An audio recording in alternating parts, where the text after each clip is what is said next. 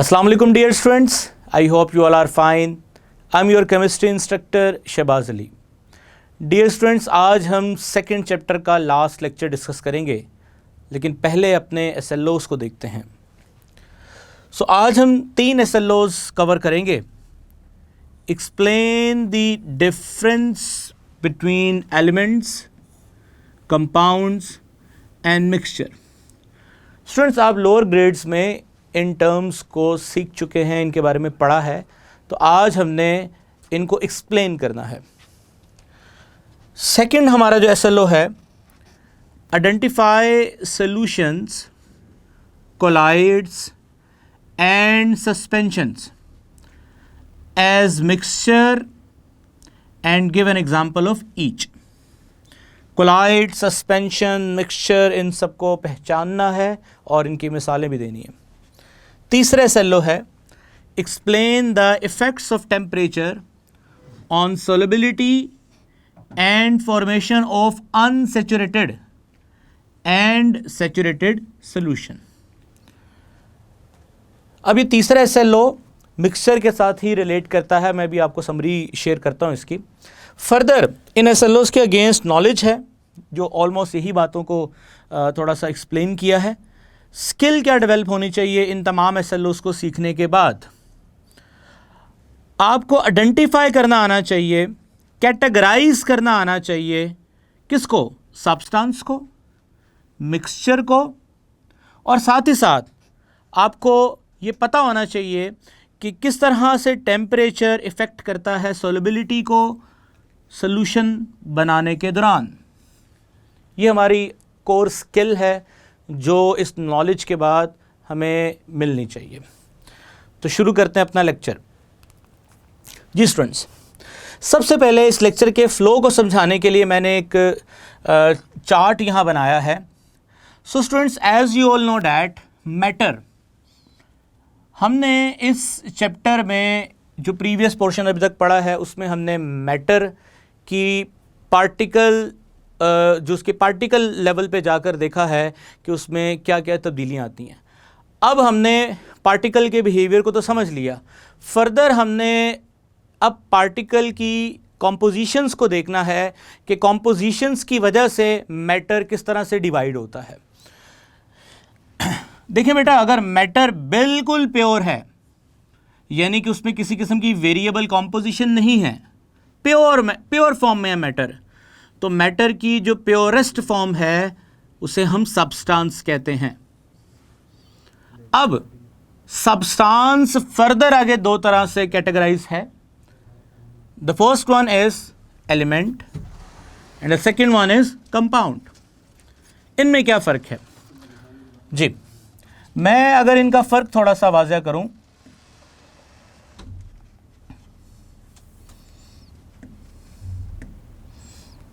जी students, आप देख सकते हैं ये एक बलून है. It's like a aeroplane. इस बलून के अंदर हीलियम गैस को भरा हुआ है. अब इस हीलियम गैस में आपको हीलियम के पार्टिकल्स यानी हीलियम के एटम्स नज़र आ रहे हैं. ठीक है, डार्क शेड में और लाइट शेड में. डार्क शेड एक्चुअली पार्टिकल्स हैं और लाइट शेड उनकी पोजीशंस हैं. जाहिर सी बात है, मूवमेंट्स तो हो रही हैं इनमें ना, तो लाइट शेड इनकी प्रीवियस पोजीशन को शो कर रहे हैं और डार्क शेड इनकी एक्चुअल एग्जिस्टिंग पोजीशन को शो कर रहे हैं. ये डायग्राम से पता चलता है कि पार्टिकल कंटिन्यूसली काइनेटिक एनर्जी रखने की वजह से मूव कर रहे हैं. अब इसमें अगर पार्टिकल लेवल पे देखा जाए तो सिंपल एक एटम है, और कौन सा एटम है? हीलियम. तो अगर तो सिंपल एक एलिमेंट है, एक ही तरह के एटम्स का ग्रुप है, तो इस ग्रुप को आपने क्या बोलना है? एलिमेंट. बिल्कुल खालिस है, कोई और चीज़ नहीं है. अब ये बात आप छोटी क्लासों में पढ़ के आए कि कुछ एलिमेंट मॉलिक्यूल की शक्ल में भी रहते हैं.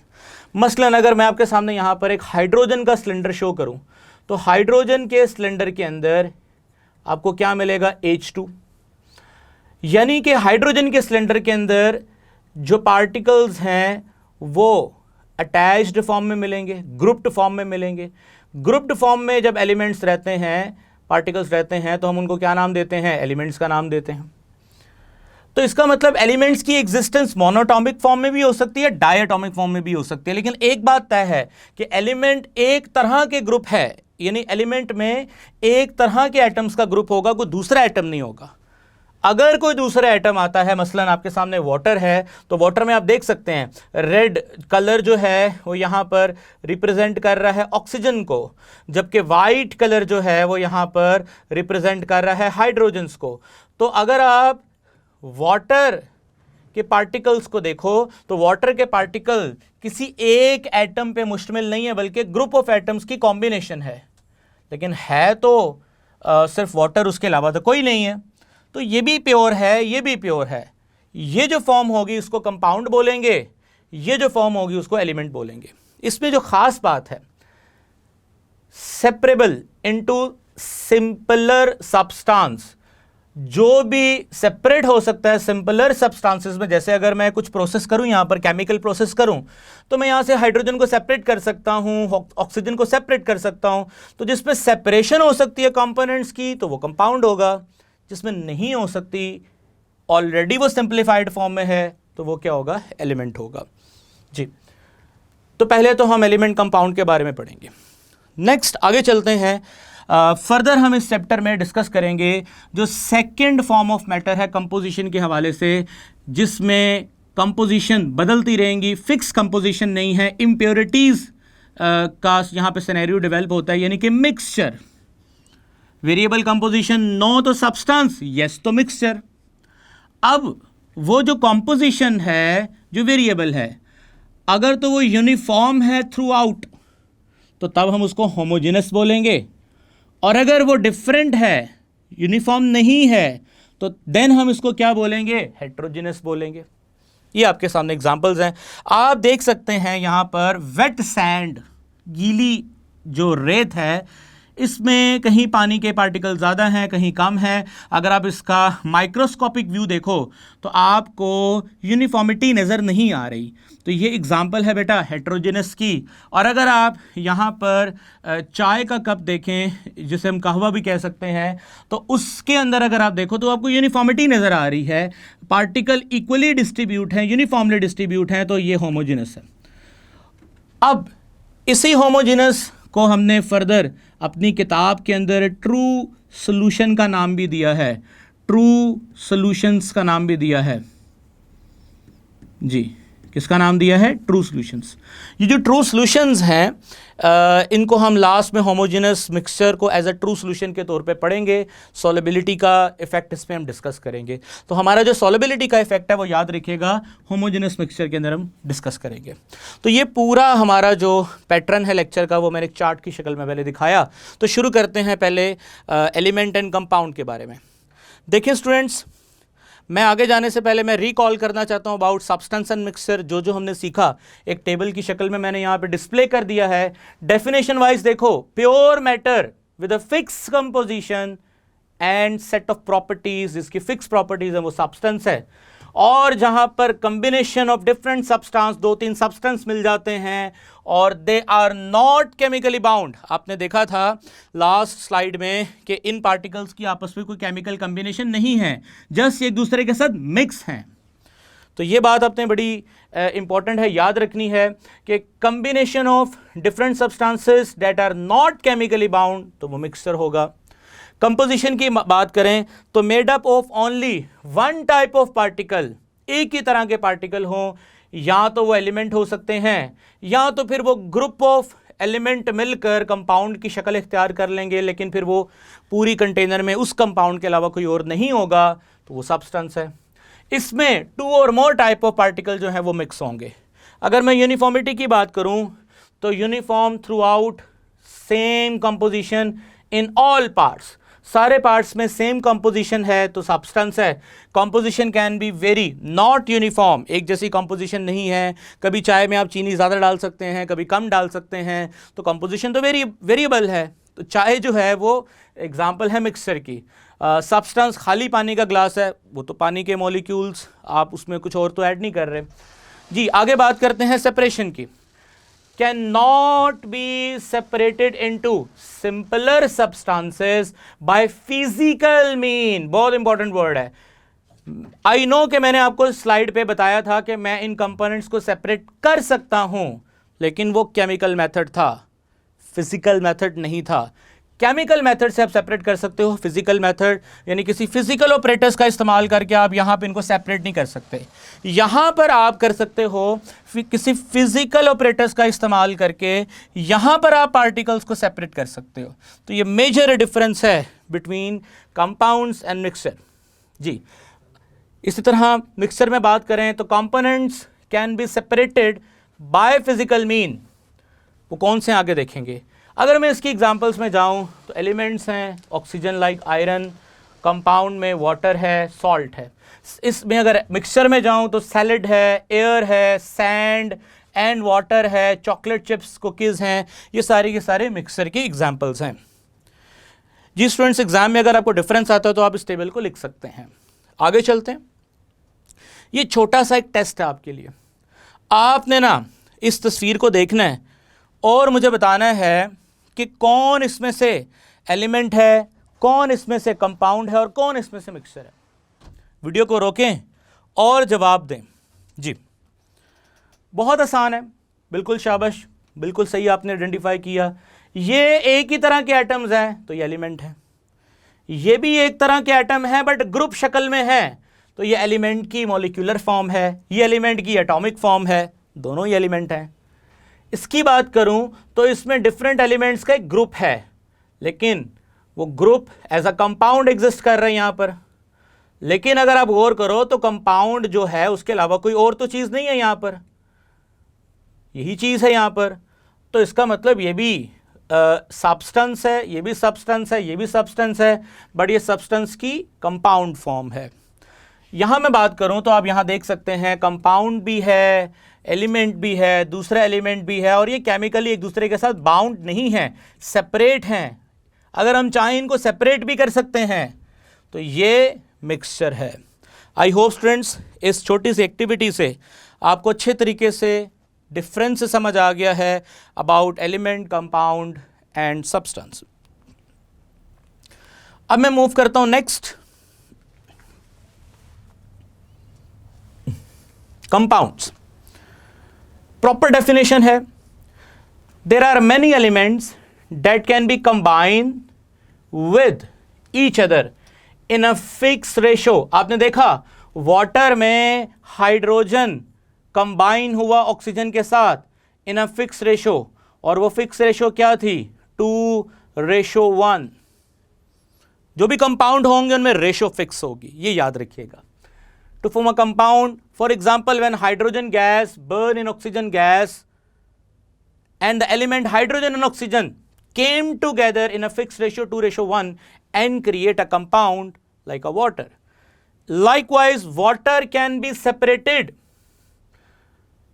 into its constituents. ये भी मैंने बताया कि वाटर को आप उसके constituents में सेपरेट भी कर सकते हैं by passing an electrical current through it, which is a chemical reaction as shown in figure. ये देखें, ये मैंने आपको फिगर शो की है। इस फिगर में आप देख सकते हैं कि हाइड्रोजन, ऑक्सीजन, जो कि दो अलग अलग एलिमेंट हैं, अगर मैं इनको बर्न करूं, ऊपर प्रोसेस भी दिखा रहा हूं आपको साथ में, तो प्रोडक्ट में मुझे वाटर मिलेगा।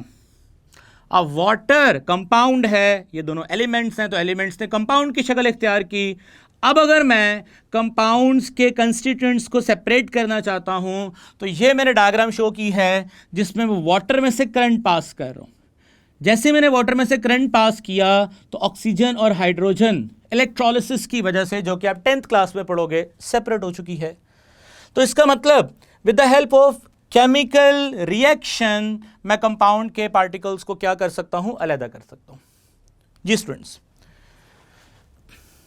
अब एलिमेंट, कंपाउंड, मिक्सचर तक की बात हमें क्लैरिटी के साथ समझ आ गई है।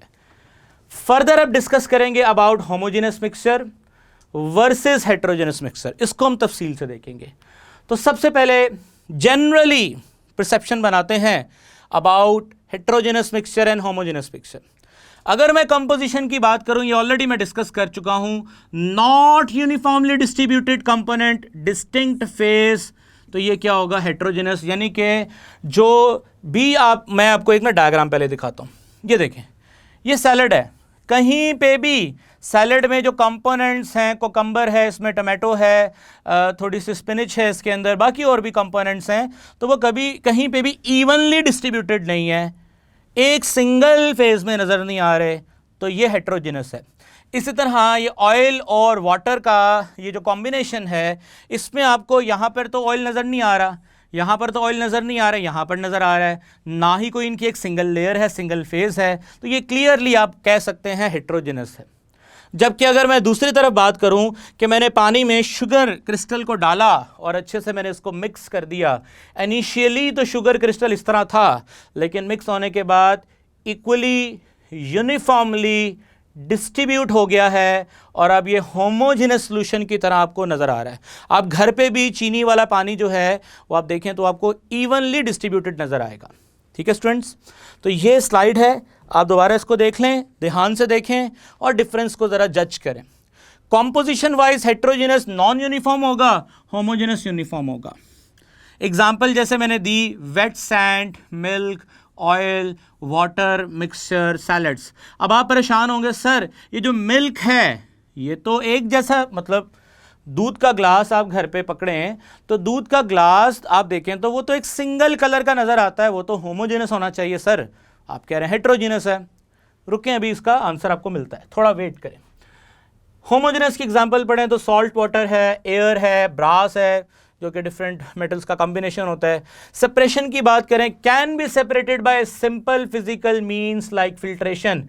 हेट्रोजेनस में चीज़ों को अलग करना कोई मसला नहीं है, जैसे रेत और पानी को मैं मिला दूं और अलग करना मसला ही नहीं है, फिल्टर करे अलग हो जाएगा। लेकिन होमोजेनस के अंदर मसला है, homogeneous more challenging to separate, may require distillation, crystallization, chromatography. ये वो टेक्निक्स हैं जो आप लास्ट चैप्टर में अपनी बुक में पढ़ेंगे, तो अभी मैं रेफ़र करूंगा इसको, इंशाल्लाह उसको वहाँ जाके देखेंगे। और ये हमारी एक्सपेरिमेंटल टेक्निक्स हैं।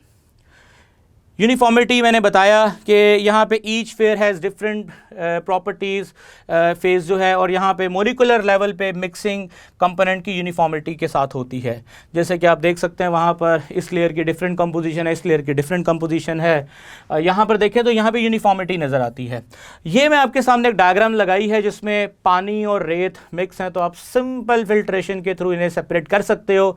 बट अगर मैं आपको इसमें से चीनी निकालने का कहूं जो कि मॉलिक्यूलर लेवल पे होमोजेनिटी के साथ मिक्स हो चुकी है, तो ये काम करना मुश्किल है। इस काम के लिए कॉम्प्लेक्स टेक्निक्स हैं जो इंशाल्लाह 17th चैप्टर में पढ़ेंगे। जी स्टूडेंट्स, फर्दर मूव करते हैं आगे। तो ये चीज़ मैं आपको बताना चाह रहा था, देखने में ब्लड एक कलर का है, सिंगल कलर का नज़र आ रहा है, तो इसका मतलब मैक्रोस्कोपिकली ये आपको होमोजेनस लग रहा है। बट अगर आप इसको अंदर से माइक्रोस्कोप के नीचे देखोगे कुछ ऐसा व्यू नजर आएगा। तो माइक्रोस्कोपिकली ये होमोजेनस नहीं है, हेट्रोजेनस है। तो इसका मतलब हेट्रोजेनिसिटी का जो, या उसका अगर आपने पता करवाना है कौन हेट्रोजेनस है कौन होमोजेनस है, तो ये उसके अपेरेंटली या अपेरेंट उसकी जो लुक है वहाँ से नहीं पता चल सकता, ये आपको माइक्रोस्कोपिक लेवल पे देखना पड़ता है। इसी तरह मिल्क को जब आप माइक्रोस्कोपिक लेवल पे देखोगे तो उसमें भी आपको डिफरेंट फैट्स, प्रोटीन्स की डिफरेंट लेयर्स नज़र आएंगी जो कि इवनली डिस्ट्रीब्यूटेड नहीं होंगी, जस्ट लाइक ब्लड। तो याद रखिएगा, बहुत सारे केमिकल्स ऐसे हैं जो मैक्रोस्कोपिकली तो होमो नज़र आते हैं, लेकिन माइक्रोस्कोपिकली वो क्या हैं, हेट्रोजेनस हैं। इस तरह की ज़्यादातर जो मिसालें हैं वो आगे मज़ीद हम देखेंगे। जी, अब टाइप्स ऑफ हेट्रोजेनस मिक्सचर की तरफ जाएं तो बेटा दो टाइप्स हैं जो हमने डिस्कस करने हैं, कोलाइड्स एंड सस्पेंशंस। ये दोनों ही हेट्रोजेनस हैं। अब दोनों को मैं डिस्कस करता हूं। कोलाइड्स क्या हैं? In previous grade you have studied that composition of blood के बारे में पढ़ के आए हो। In blood solid cells, blood cells and platelets आप लोग जानते हैं, float around in a liquid called plasma. Blood में प्लाज्मा होता है और ये red blood cell, white blood cell is like का बोट्स जो कि उस लिक्विड में फ्लोट कर रही होती हैं। the cell, they might seem mixed up, they aren't actually dissolved like a sugar in water. ये जो रेड वाइट ब्लड सेल हैं ये प्लाज्मा में मिक्स तो हैं, लेकिन ऐसे नहीं हैं जैसे शुगर पानी में मिक्स है. Instead they are like tiny boats in liquid plasma, such such mixtures is called colloids. तो यानी ऐसे मिक्सचर जिसमें पार्टिकल होमोजीनियसली मिक्स ना हो, इस तरह से मिक्स हों कि वो डिस्पर्स रहें. और ज़्यादातर कोलाइड्स की ये खूबी है कि वो मैक्रोस्कोपिकली तो लगता है कि वो होमोजीनस हैं, लेकिन माइक्रोस्कोपिकली जाके देखें तो वो हेट्रोजीनस होते हैं. अगर मैं इसकी कुछ मज़ीद एग्जांपल्स आपके साथ शेयर करूं, जैसे मैंने ब्लड की एग्जांपल दी है, ये मेरे सामने ना कुछ एग्जांपल है, लाइक जेलेटिन, मायोनीज, इसी तरह से जो विपिंग क्रीम होती है, हेयर स्प्रे होता है. ये अपेरेंटली लगता है एक ही कलर का है, अपेरेंटली लगता है कि ये होमोजेनस है, लेकिन इनकी माइक्रोस्कोपिक व्यू जब आप देखोगे तो ये होमोजेनस नहीं नजर आएंगे, ये आपको हेट्रोजेनस नजर आएंगे. फर्दर मैंने कोलाइड्स की कुछ एग्जांपल्स यहाँ पे मेंशन की हैं. टाइप्स ऑफ कोलाइड्स देखे तो सबसे पहले sol, aerosol, gel, emulsion. Further aerosol की मैंने एक और एग्जांपल दी, और तीसरा है फॉर्म. अब सोल किसको कहते हैं? जो डिस्पर्जन मीडियम है जिसमें चीज़ों ने मिक्स होना है, और जिन चीज़ों ने मिक्स होना है, dispersed faced and dispersion medium. मसलन सॉलिड ने लिक्विड में, जैसे अभी आपने ब्लड की एग्जांपल पढ़ी तो प्लाज्मा जो है वो लिक्विड था, और red blood cell white blood cells वो सॉलिड थे. तो इस तरह सॉलिड जो है वो प्लाज्मा में अगर मिक्स होता है, प्लाज्मा लिक्विड जो मीडियम है, तो इसको सोल कहेंगे. अगर सॉलिड गैस में मिक्स होता है तो उसको एरोसोल कहेंगे, just like a dust and smoke. इसी तरह अगर लिक्विड सॉलिड में मिक्स होता है तो उसको हम जेल कहेंगे, जस्ट लाइक चीज एंड बटर. अगर लिक्विड में मिक्स होता है तो हम उसको इमल्जन कहते हैं, just like mayonnaise and homogenised milk. Homogenised इसलिए बोला, वो मैक्रोस्कोपिकली बोला है, माइक्रोस्कोपिकली वो कोलाइड्स यानी हेट्रोजेनस है. इसी तरह अगर मैं फोग, क्लाउड, हेयर स्प्रे की बात करूं जो लिक्विड गैस में मिक्स होता है, तो इसको हम एरोसोल कहते हैं. फॉर्म की आगे दो कैटेगरीज हैं. समटाइम गैस सॉलिड में मिक्स होती है, लाइक मेलोस एंड स्टायरोफॉर्म्स जो है, ये एक सी एग्जांपल हैं. इसी तरह से अगर गैस लिक्विड में मिक्स होगा तो form just like a shaving cream, whipped cream and इस तरह सूप, या इस तरह की जो एग्जांपल्स हैं वो आप देख सकते हैं. जी स्टूडेंट्स, आपको ये डेली लाइफ के साथ जो एप्लीकेशन वाली साइड है वो भी मैंने क्लियर कर दी है. अब मैं आगे चलता हूं, जो कि बड़ा इंपॉर्टेंट एक फैक्ट है, टेंडल इफेक्ट. टेंडल इफेक्ट क्या है, समझिए ज़रा बात को. स्टूडेंट्स, आपको यहाँ पर ना स्क्रीन पे एक सिचुएशन नज़र आ रही है जिसमें लिक्विड है और लिक्विड के अंदर पार्टिकल्स, और पार्टिकल्स इतने बड़े हैं कि वो लाइट को स्कैटर्ड कर रहे हैं, और लाइट स्कैटर्ड फॉर्म में, ट्रांसलूसेंट फॉर्म में आगे पहुंच रही है. जो कोई लिक्विड ये काम करेगा, या जिस किसी मीडियम में से आप लाइट पास करो, आगे आपको ये रिजल्ट मिले, तो समझ लीजिएगा उसमें टेंडल इफेक्ट शो हो रहा है. और जो चीज़ें टेंडल इफेक्ट शो करती हैं वही क्या कहलाती हैं? कोलाइड्स.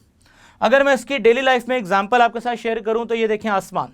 इस आसमान के पीछे सूरज है, और सूरज की लाइट इसमें से ट्रांसपेरेंटली नहीं आ रही, ट्रांसलूसेंटली आ रही है. तो ये cloudy weather is an best example of collides.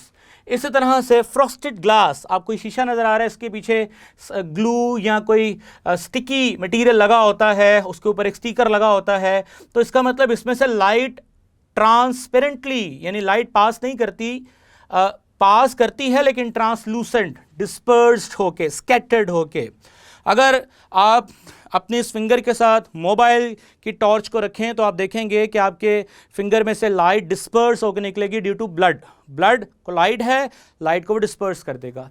तो ये बेटा बेस्ट एग्जांपल हैं डिफरेंशिएट करने के लिए कोलाइड्स वर्सेस सॉल्यूशन. आम पानी, उसमें चीनी डाल दो, लाइट जैसी थी वैसे ही पास कर देगी. लाइट का पास कर जाना ये सॉल्यूशन है, लाइट का डिस्पर्स्ड हो जाना ये कोलाइड्स हैं। जी स्टूडेंट्स, अब मैं मूव करता हूं सस्पेंशन की तरफ।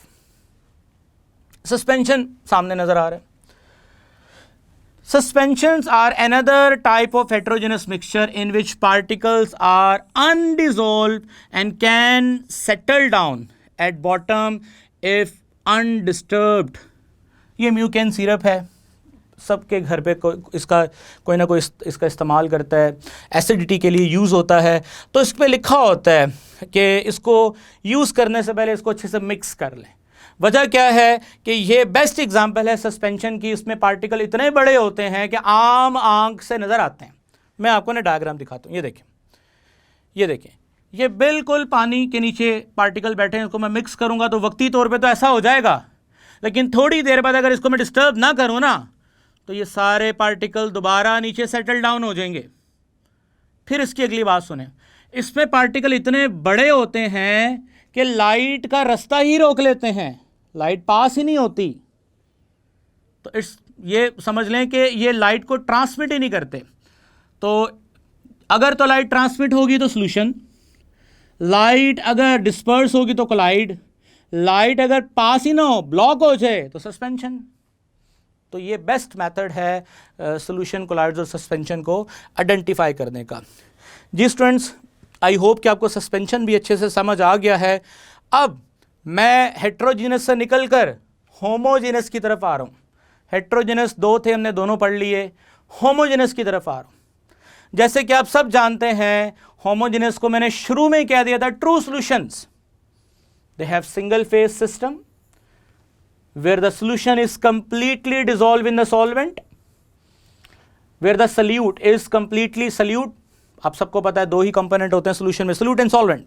सोल्यूट वो चीज़ जो थोड़ी मिकदार में, जैसे चीनी सोल्यूट, पानी जो है वो सॉल्वेंट है। तो सोल्यूट मुकम्मल तौर पे हल हो जाए सॉल्वेंट में, यूनिफॉर्म फिजिकल अपीयरेंस है, ये सारी बातें आप पढ़ रहे हैं। They are stable and the particle in the mixture do not separate on standing. यानी आप चीनी वाला पानी यहाँ रख दें तो ये उम्मीद ना करें कि चीनी थोड़ी देर बाद नीचे बैठ जाएगी, आपको बड़ी एफर्ट करनी पड़ेगी। Some of homogeneous mixture include true solutions, gases mixtures like air and alloy like brass. ठीक है स्टूडेंट्स, मैं अब ना ये आपके सामने डायग्राम मैंने दिखाई है, ये देखें, ये पहले भी मैंने डायग्राम दिखाई है शुगर का होमोजेनेटली माइक्रोस्कोपिक लेवल पे डिस्पर्स होना और इक्वली डिस्ट्रीब्यूट होना। ये बेस्ट एग्जांपल है होमोजेनस की। एक और मैंने एग्जांपल आपके सामने पार्टिकल लेवल पे दिखाई है। देखें, होमोजेनस मिक्सचर को अगर मैं जूम इन करके देखूँ ना तो इस तरह से मुझे कुछ नज़र आएगा कि वाटर पार्टिकल्स के साथ जो सल्यूट है वो इक्वली डिस्ट्रीब्यूट है, सल्यूट इक्वली डिस्ट्रीब्यूट है। तो ये दोनों होमोजेनस सॉल्यूशन की या होमोजेनस मिक्सचर की बेस्ट एग्जांपल्स हैं। जी स्टूडेंट्स, सॉल्युबिलिटी क्या है? सॉल्युबिलिटी इसको ज़रा आसान लफ्ज़ों में बयान करते हैं। मिसाल के तौर पे मेरे पास एक कंटेनर है, उस कंटेनर में दो कंटेनर लेते हैं, उन दोनों कंटेनर में 100 ग्राम सॉल्वेंट ऐड करते हैं, 100 ग्राम सॉल्वेंट ऐड करते हैं, और इन दोनों सॉल्वेंट्स के अंदर जो कि 100 ग्राम सॉल्वेंट हैं, हम सॉल्यूट ऐड करते हैं। अब मैंने इसमें सॉल्यूट ऐड किया, वो हल हो गया, हल हो गया, सॉल्यूट हल हो गया, तो मैं इसमें सॉल्यूट ऐड करता जाऊंगा। जब तक तो सॉल्यूट ऐड होता जाएगा तब तक तो सॉल्यूशन अनसैचुरेटेड है, लेकिन एक वक्त आएगा कि मज़ीद सॉल्यूट हल नहीं होगा, सॉल्यूट नीचे बैठना शुरू होगा। वो टाइम जहाँ पर सॉल्यूट हल होना बंद हो जाएगा तो अब ये बोलेंगे कि हम ये सैचुरेटेड हो गया, अदरवाइज अनसैचुरेटेड, अब ये सैचुरेटेड हो गया। अब सैचुरेटेड पॉइंट तक आपने ये देखना है कि जो भी आपने सॉल्ट आपने इसमें ऐड किया है उसकी कितनी क्वांटिटी ऐड हुई है। माइट भी आपने जो सॉल्ट ए ऐड किया हो और इसमें सॉल्ट बी ऐड किया हो, तो इन 100 ग्राम सॉल्वेंट सॉल्ट बी हो सकता है 40 ग्राम डिज़ोल्व हुआ हो, और सॉल्ट ए जो है वो हो सकता है 30 ग्राम डिज़ोल्व हुआ हो। ये 30 ग्राम के बाद ही अनसैचुरेटेड, 30 ग्राम के बाद ही क्रिस्टल्स नीचे बैठ गए, यानी ये 30 ग्राम के बाद ही सैचुरेटेड हो गया, वो 40 ग्राम के बाद सैचुरेटेड हुआ। इट्स मीन कि इसकी सॉल्युबिलिटी ज़्यादा है और इसकी सॉल्युबिलिटी कम है। तो solubility is the amount of solute that can dissolve in 100 gram of solvent to form a saturated solution at a specific temperature during this whole process. Temperature नहीं मैंने चेंज किया। याद रखिए टेम्परेचर चेंज करने से solubility change होती है। solubility of salt in solvent can be affected by temperature in 3 ways, 3 तरीके हैं। अब जब भी याद रखें साल्ट को पानी में डालते हैं तो 3 केसेस आप ऑब्जर्व कर सकते हैं। पहला केस, या तो हीट एब्जॉर्ब होगी, एंडोथर्मिक प्रोसेस कहते हैं इसको, या heat is given out, exothermic, release होगी हीट, या कोई चेंज नहीं आएगा। अब आपको ग्राफ नजर आ रहा है अगेंस्ट टेम्परेचर एंड सॉल्युबिलिटी। ज्यादातर ग्राफ आपको ऊपर ही नजर आ रहे हैं कि टेम्परेचर के बढ़ने से सॉल्युबिलिटी बढ़ती है। ये वो केस है कि जब आप साल्ट को पानी में डालें और हीट रिलीज हो तो उस केस में टेम्परेचर के बढ़ाने पे सॉल्युबिलिटी में इजाफा होता है। एक आपको स्ट्रेट लाइन भी नजर आ रही है। स्ट्रेट लाइन वो केस है कि there is no change in heat, heat release ही नहीं हुई, माइनस हीट रिलीज हुई, कोई खास फर्क नहीं पड़ा। ऐसे केस में टेम्परेचर का सॉल्युबिलिटी से कोई खास ताल्लुक नहीं होगा। टेम्परेचर बढ़ाओ, टेम्परेचर कम करो, कोई फर्क नहीं पड़ेगा सॉल्युबिलिटी पे। इसकी बेस्ट एग्जांपल है NaCl। नमक ठंडे पानी में भी हल हो जाता है, गर्म पानी में भी हल हो जाता है। कैल्शियम क्लोराइड NaNO3 गर्म पानी में ज़्यादा हल होगा, ठंडे पानी में कम हल होगा। एक केस या कुछ केसेस ऐसे भी हैं, जैसे आप देख सकते हैं सीजियम सल्फेट, इसमें ग्राफ टेम्परेचर के बढ़ने पे ऊपर नहीं जा रहा, नीचे आ रहा है। ये वो केस है जहां टेम्परेचर और सॉल्युबिलिटी में इन्वर्स रिलेशन है। और जब भी आप टेम्परेचर और सॉल्युबिलिटी में इन्वर्स रिलेशन देखें तो ये वो केस होगा जिसमें हीट इज गिवन आउट, यानी कि एक्सोथर्मिक। ये एंडो है, ये एक्सो है। एंडो वालों का ग्राफ ऊपर जाएगा, एक्सो वालों का ग्राफ नीचे जाएगा, और नो हीट वालों का ग्राफ स्ट्रेट ही रहेगा। आई होप स्टूडेंट्स ये सारा नॉलेज आपको अच्छे समझ आ गया है। मैं ना लास्ट पे एक वर्कशीट है वो आपको जस्ट समझाऊंगा, आपने इसको खुद सॉल्व करना है। आपने मुझे बताना है matter it is uniform throughout, heterogeneous, homogeneous. अब यस नो के साथ आपने आंसर करना है। If it is uniform throughout, no, तो फिर हेट्रोजिनस होगा। Homogeneous, it is uniform throughout, yes, homogeneous. Further आपने इन बॉक्सेस को पढ़ना है और मुझे यस नो में आंसर करना है। इसी तरह मजीद मैं कुछ वर्कशीट्स अपलोड करूंगा, उसमें इंस्ट्रक्शन पढ़नी है आपने और उसको सॉल्व करना है। क्वेश्चन बैंक दिया साथ में, उसको सॉल्व करें और अपने इन SLOs को क्लियर करें। आई होप स्टूडेंट्स आज के इस लेक्चर को आपने अच्छे से समझ लिया है। इंशाल्लाह नेक्स्ट लेक्चर में मुलाकात होगी। टेक केयर, अल्लाह हाफिज़।